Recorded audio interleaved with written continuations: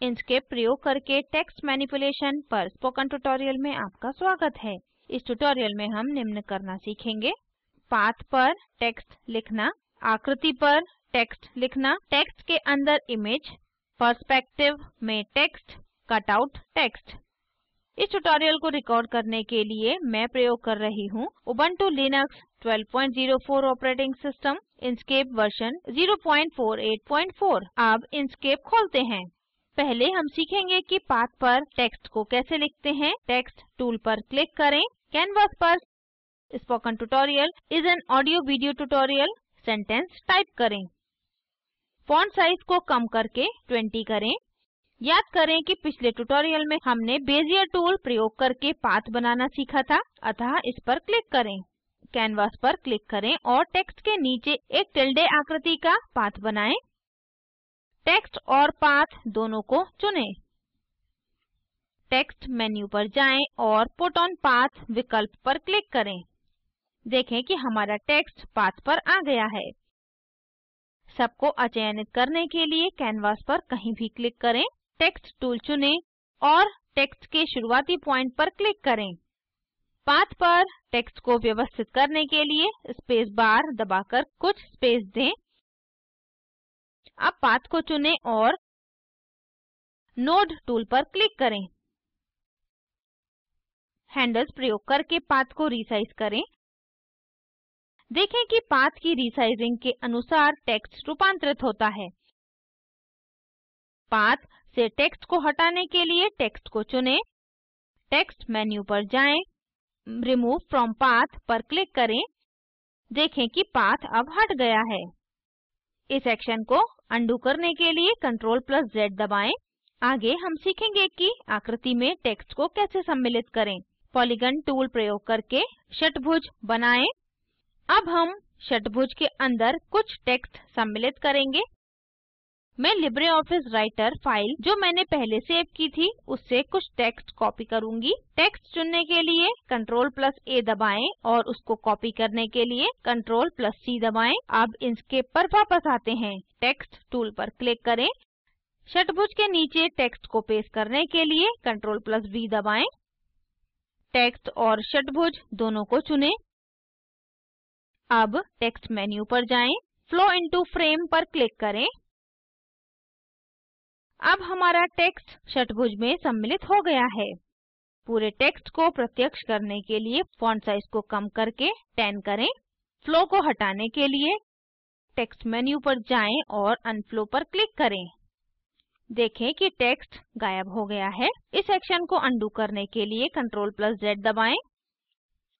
अब हम सीखेंगे कि इमेज पर टेक्स्ट कैसे लिखते हैं। पहले इस इमेज को इंपोर्ट करें। फाइल पर जाएं, इंपोर्ट पर क्लिक करें। मैंने पिक्चर्स फोल्डर में एक इमेज सेव की है। अब हमारे कैनवास पर वो इमेज है। इसे चुनें और ऑब्जेक्ट मेन्यू पर जाएं। पैटर्न और ऑब्जेक्ट टू पैटर्न पर क्लिक करें। टेक्स्ट टूल प्रयोग करके इमेज के नीचे स्पोकन ट्यूटोरियल टाइप करें। टेक्स्ट को बोल्ड करें। ऑब्जेक्ट मेन्यू पर जाएं, फिल एंड स्ट्रोक विकल्प पर क्लिक करें। फिल टैब के नीचे पैटर्न पर क्लिक करें। अब टेक्स्ट पर इमेज बनाई गई है। इमेज को व्यवस्थित करने के लिए नोड टूल पर क्लिक करें। हम इमेज पर एक स्क्वायर हैंडल और एक सर्कुलर हैंडल देख सकते हैं। टेक्स्ट पर इमेज को घुमाने के लिए सर्कुलर हैंडल पर क्लिक करें। इसे रीसाइज करने के लिए स्क्वायर हैंडल पर क्लिक करें। आगे हम सीखेंगे कि पर्सपेक्टिव में टेक्स्ट कैसे लिखते हैं। कैनवास पर स्पोकन टाइप करें। पाथ मेन्यू पर जाएं और ऑब्जेक्ट टू पाथ पर क्लिक करें। आगे बेजियर कर्व चुनकर पाथ बनाते हैं। बाईं तरफ नीचे से पाथ बनाना शुरू करते हैं। बाईं तरफ बड़ी साइड और दाईं तरफ छोटी साइड के साथ पर्सपेक्टिव में एक आयत बनाते हैं। पहले टेक्स्ट और फिर आयताकार पाथ चुनें। एक्सटेंशंस पर जाएं, मॉडिफाई पाथ और फिर पर्सपेक्टिव पर क्लिक करें। अब हम देख सकते हैं कि टेक्स्ट पर्सपेक्टिव में दिखाई देता है। ध्यान दें कि टेक्स्ट शुरुआती पॉइंट और पाथ की दिशा लेता है। आगे अब एक अन्य पर्सपेक्टिव में टेक्स्ट बनाते हैं। कैनवास पर ट्यूटोरियल टाइप करें, पाथ मेन्यू पर जाएं और ऑब्जेक्ट टू पाथ पर क्लिक करें। बेजियर टूल प्रयोग करके एक वैसा ही पर्सपेक्टिव आयताकार पाथ बनाते हैं। इस बार ऊपरी बाएं कोने से शुरू करते हैं और क्लॉकवाइज दिशा में आगे बढ़ाते हैं। पहले टेक्स्ट और फिर पाथ चुनें। एक्सटेंशंस, मॉडिफाई पाथ और फिर पर्सपेक्टिव पर जाएं। अब हम देखते हैं कि टेक्स्ट ऊपर से नीचे की ओर दिखाई देता है। यह इसलिए होता है क्योंकि पाथ के शुरुआती पॉइंट के आधार पर टेक्स्ट अलाइन किया हुआ है। अंततः हम कट आउट टेक्स्ट के बारे में सीखेंगे। एक आयत बनाते हैं और आयत में ऊपर शब्द इंस्केप टाइप करते हैं। दोनों को चुनें, पाथ मेन्यू पर जाएं, डिफरेंस विकल्प चुनें। देखें कैनवास पर क्या होता है। हम कटआउट टेक्स्ट बनाने का एक अन्य मेथड सीखेंगे। दोबारा शब्द इंस्केप टाइप करें, ऑब्जेक्ट मेन्यू पर जाएं और फिल एंड स्ट्रोक पर क्लिक करें। स्ट्रोक पेंट टैब पर क्लिक करें, फ्लैट कलर पर क्लिक करें। स्ट्रोक स्टाइल टैब पर जाएं और विड्थ पैरामीटर बदलकर 2 करें। फिल टैब पर जाएं और नो पेंट पर क्लिक करें। देखें कि हमारे टेक्स्ट पर एक कटआउट आकृति बन गई है। अब सारांशित करते हैं। इस ट्यूटोरियल में हमने निम्न सीखा: पाथ पर टेक्स्ट लिखना, आकृति पर टेक्स्ट लिखना, टेक्स्ट के अंदर इमेज, पर्सपेक्टिव में टेक्स्ट और कटआउट टेक्स्ट। यहाँ आपके लिए कुछ नियत कार्य हैं। वेवी पाथ पर text learn for using spoken tutorial लिखें।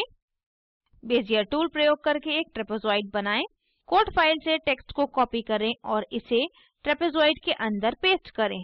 कलरफुल इमेज पर टेक्स्ट इंस्केप सम्मिलित करें। पर्सपेक्टिव में टेक्स्ट इंस्केप लिखें। स्पोकन ट्यूटोरियल के लिए कटआउट टेक्स्ट बनाएं। आपका पूर्ण नियत कार्य इस प्रकार दिखना चाहिए। निम्न लिंक पर उपलब्ध वीडियो स्पोकन ट्यूटोरियल प्रोजेक्ट को सारांशित करता है। कृपया इसे देखें।